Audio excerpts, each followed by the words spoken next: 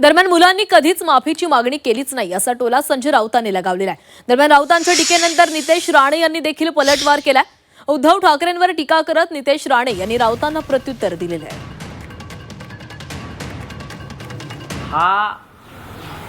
ही त्यांची आणखीन एक शरणागती आहे। ही त्यांची आणखी एक शरणागती आहे। मुळात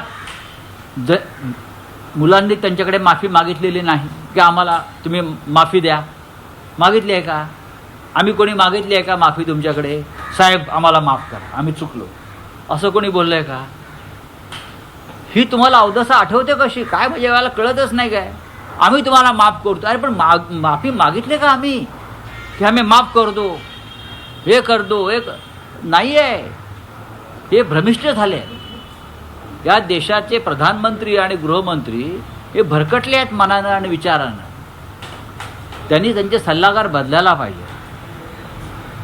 त्यांच्या पक्षांतर्गत ज्या मंडळांच्या गोष्टी येत आहेत त्याच्यामुळे त्यांची मानसिक स्थिती कोणाचीही बरी नाही। अहो, आमच्या आदरणीय मोदी साहेबांनी एवढी तरी भावना व्यक्त केली आणि सुसंस्कृतपणा काय असतो हे दाखवलं।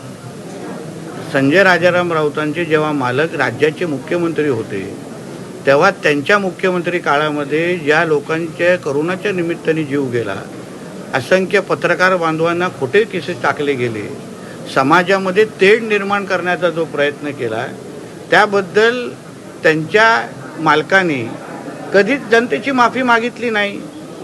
जनतेसमोर खरं म्हणलं तर नाक रगडायला पाहिजे होतं आणि माफी मागायला पाहिजे होती, पण ते काय उद्धव ठाकरेसारख्या व्यक्तींकडून आम्हाला अपेक्षा पण नाही। हा संस्काराचा विषय असतो।